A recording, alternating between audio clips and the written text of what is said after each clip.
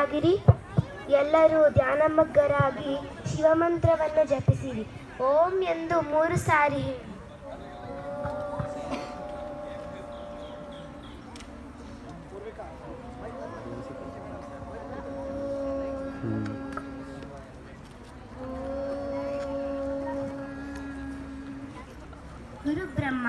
ಗುರು ಬ್ರಹ್ಮ ಗುರು ವಿಷ್ಣು ಗುರುದೇವೋ ಮಹೇಶ್ವರ ಗುರು ಸಾಕ್ಷಾತ್ ಪರಬ್ರಹ್ಮ ತಸ್ಮೈ ಶ್ರೀ ಗುರುವೇ ನಮಃ. ನಿಮ್ಮ ಕೈಯನ್ನು ಉಜ್ಜಿ ನಿಮ್ಮ ಕಣ್ಣಿಗೆ ಮುಟ್ಟಿ ನಿಧಾನವಾಗಿ ಕಣ್ಣುಗಳನ್ನು ತೆರೆಯಿರಿ. ಎಲ್ಲರೂ ಕ್ಷೇಮವೇ? ನಾವು ಕ್ಷೇಮ, ನೀವು ಕ್ಷೇಮವೇ? ನಾನು ಕ್ಷೇಮವಾಗಿದ್ದೇನೆ. ನಿನ್ನೆ ನಿಮಗೆ ಒಂದು ಪ್ರಶ್ನೆ ನೀಡಿದ್ದೆ, ನೆನಪಿದೆಯೇ? ನೆನಪಿದೆ ಗುರುಗಳೇ. ಎಲ್ಲರೂ ದೇವರ ದರ್ಶನ ಮಾಡಿದ್ದೀರಾ? ಶಿಷ್ಯ, ನೀನು ಹೇಳು, ಆ ದೇವರು ಎಲ್ಲಿದ್ದಾನೆ? ಗುರುಗಳೇ, ನಮ್ಮ ಮನೆ ಜಗಲಿ ಇದೆ, ಅಲ್ಲಿದ್ದಾನೆ. ಓ, ನಿಮ್ಮ ಮನೆಯ ಜಗಲಿಯಲ್ಲಿ ಇದ್ದಾನೆ. ಸರಿ, ಕುಳಿತುಕೋ. ಶಿಷ್ಯ, ನೀನು ಹೇಳು. ಗುರುಗಳೇ, ನಮ್ಮ ಮನೆಯಲ್ಲಿ ಲಿಂಗವಿದೆ, ಅಲ್ಲಿ ಇದ್ದಾನೆ. ಓ, ನಿಮ್ಮ ಮನೆಯ ಲಿಂಗದಲ್ಲಿ ಇದ್ದಾನೆ. ಕುಳಿತುಕೋ. ಶಿಷ್ಯ, ನೀನು ಹೇಳು. ಗುರುಗಳೇ, ನಮ್ಮ ಊರಿನಲ್ಲಿ ಗುಡಿ ಗುಂಡಾರಗಳಿವೆ, ಅಲ್ಲಿ ಇದ್ದಾನೆ ಗುರುಗಳೇ. ಹೌದೇ? ಕುಳಿತುಕೋ. ಕನಕ, ನೀನು ಹೇಳು. ಆ ಭಗವಂತ ಅಮರ ಗೋಚರ, ಆ ಭಗವಂತ ಎಲ್ಲೆಲ್ಲೂ ಇದ್ದಾನೆ, ಸಕಲ ಚರಾಚರಗಳಲ್ಲಿ ಇದ್ದಾನೆ. ಹೌದು ಕನಕ, ನೀನು ಹೇಳಿದ್ದು ನಿಜ. ನಿಮ್ಮೆಲ್ಲರಿಗೂ ಇನ್ನೊಂದು ಪರೀಕ್ಷೆ ನೀಡುತ್ತೇನೆ. ಏನೆಂದರೆ, ಬಾಳೆಹಣ್ಣುಗಳನ್ನು ಯಾರಿಗೂ ಕಾಣದ ಜಾಗದಲ್ಲಿ ತಿಂದು ಬರಬೇಕು. ತಗೊಳ್ಳಿ ಬಾಳೆ.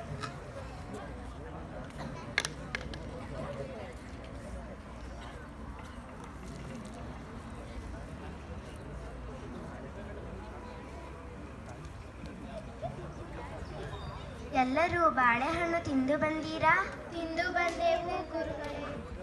ಶಿಷ್ಯ, ನೀನು ಹೇಳು, ಬಾಳೆಹಣ್ಣನ್ನು ಎಲ್ಲಿ ತಿಂದು ಬಂದೆ? ಗುರುಗಳೇ, ಅಲ್ಲೊಂದು ಮರದ ಹಿಂದೆ ತಿಂದು ಬಂದೆ, ಅಲ್ಲಿ ಯಾರೂ ಇರಲಿಲ್ಲ. ಹೌದೇ? ಕುಳಿತುಕೋ. ಶಿಷ್ಯ, ನೀನು ಹೇಳು. ಅಲ್ಲಿ ಒಂದು ಖಾಲಿ ಗುಡಿಸಲು ಇತ್ತು, ಅಲ್ಲಿ ತಿಂದು ಬಂದೆ. ಹೌದೇ? ಕುಳಿತುಕೋ. ಶಿಷ್ಯ, ನೀನು ಹೇಳು. ಗುರುಗಳೇ, ಅಲ್ಲೊಂದು ನದಿ ಇತ್ತು, ಅಲ್ಲಿ ಯಾರೂ ಇರಲಿಲ್ಲ, ಅಲ್ಲಿ ತಿಂದು ಬಂದೆ ಗುರುಗಳೇ. ಹೌದೇ? ಕುಳಿತುಕೋ. ಕನಕ, ನೀನು ಹೇಳು. ನಾನು ಎಲ್ಲೂ ತಿಂದು ಬರಲಿಲ್ಲ, ಕ್ಷಮಿಸಿ ಗುರುಗಳೇ, ಏಕೆಂದರೆ ಎಲ್ಲೆಲ್ಲೂ ದೇವರಿದ್ದಾನೆ, ನಾನು ಅವನ ಕಣ್ಣು ತಪ್ಪಿಸಿ ತಿಂದು ಬರಲಾಗಲಿಲ್ಲ. ಹೌದು ಕನಕ, ನೀನು ಹೇಳಿದ್ದು ನಿಜ. ಆ ದೇವರು ಎಲ್ಲೆಲ್ಲೂ ಇದ್ದಾನೆ. ಈ ಈಶ್ವರ ಜಗತ್ತಿನಲ್ಲಿ ಈಶ್ವರ ಮಾತ್ರ ಶಾಶ್ವತ. ಕುಳಿತುಕೋ ಕನಕ. ನಿಮ್ಮೆಲ್ಲರಿಗೂ ಇನ್ನೊಂದು ಪರೀಕ್ಷೆ ನೀಡುತ್ತೇನೆ. ಏನೆಂದರೆ, ನನ್ನ ಅಂಗೈಯಲ್ಲಿ ಏನಿದೆ ಎಂದು ಹೇಳುವವರಿಗೆ ಮಹಾಜ್ಞಾನಿ ಎಂಬ ಬಿರುದು ನೀಡುತ್ತೇನೆ. ಶಿಷ್ಯ, ನೀನು ಹೇಳು. ಗುರುಗಳೇ, ನಿಮ್ಮ ಅಂಗೈಯಲ್ಲಿ ರುದ್ರಾಕ್ಷಿ ಇರಬಹುದು. ಓ, ರುದ್ರಾಕ್ಷಿಯೇ? ಸರಿ, ಕುಳಿತುಕೋ. ಶಿಷ್ಯ, ನೀನು ಹೇಳು. ಗುರುಗಳೇ, ನಿಮ್ಮ ಅಂಗೈಯಲ್ಲಿ ವಿಭೂತಿ ಇರಬಹುದು. ಓ, ವಿಭೂತಿಯೇ? ಸರಿ, ಕುಳಿತುಕೋ. ಶಿಷ್ಯ, ನೀನು ಹೇಳು. ಗುರುಗಳೇ, ನಿಮ್ಮ ಅಂಗೈಯಲ್ಲಿ ಏನೂ ಇಲ್ಲದಿರಬಹುದು. ಹೌದೇ? ಕುಳಿತುಕೋ. ಕನಕ, ನೀನು ಹೇಳು. ಗುರುಗಳೇ, ನಿಮ್ಮ ಕೈಯಲ್ಲಿ ಸಾಕ್ಷಾತ್ ಭಗವಂತನ ಸ್ವರೂಪವೇ ಇದೆ. ಹೌದು ಕನಕ, ನನ್ನ ಕೈಯಲ್ಲಿ ಸಾಕ್ಷಾತ್ ಭಗವಂತನ ಸ್ವರೂಪವೇ ಇದೆ. ಇದು ನನಗೆ ಸೇರಿದ್ದೋ ನಿನಗೆ ಸೇರಿದ್ದು? ನಾನು ಎಂಬುದು ಮರೆತರೆ ನನ್ನದು ಇರಬಹುದು, ನಿಮ್ಮದು ಇರಬಹುದು. ಕನಕ, ಅದು ನಿನ್ನದು ಹೇಗೂ ಆಗುತ್ತದೆ? ಎಷ್ಟು ಸೊಕ್ಕು ನಿನಗೆ!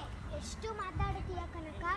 ಹಾಗಲ್ಲ ಶಿಷ್ಯರೇ, ಕನಕನ ಮಾತಿನ ಅರ್ಥ ಏನೆಂದರೆ, ಮದ ಮತ್ಸರ ಲೋಭ ಕ್ರೋಧ ಇಂಥ ಅರಿಷಡ್ವರ್ಗಗಳು ನಮ್ಮಿಂದ ದೂರಾದರೆ ನಾನು ಎಂಬುದು ನನ್ನಿಂದಲೂ ದೂರವಾಗುತ್ತದೆ.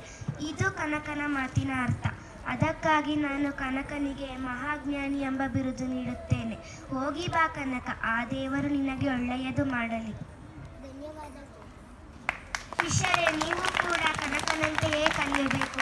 ಆ ದೇವರು ನಿಮಗೂ ಪ್ರತ್ಯಕ್ಷಿಸುತ್ತಾನೆ. ಹೋಗಿ ಬನ್ನಿ ಶಿಷ್ಯರೇ, ಆ ದೇವರು ನಿಮಗೂ ಒಳ್ಳೆಯದು ಮಾಡ್ತಾನೆ. ಧನ್ಯವಾದಗಳು ಗುರುಗಳೇ. ಈ ನಾಟಕದಿಂದ ತಿಳಿದು ಬರುವುದು ಏನೆಂದರೆ, ದೇವರು ಮಾತ್ರ ಒಬ್ಬನಿಗೆ ಮಾತ್ರ ಸೀಮಿತವಲ್ಲ. ಈ ಬ್ರಹ್ಮಾಂಡದಲ್ಲಿ ದೇವರು ಎಲ್ಲರಿಗೂ ಒಲಿಯುತ್ತಾನೆ. ನಾವು ಶ್ರದ್ಧೆ ಭಕ್ತಿಯಿಂದ ಇದ್ದರೆ ಮಾತ್ರ. ಧನ್ಯವಾದಗಳು.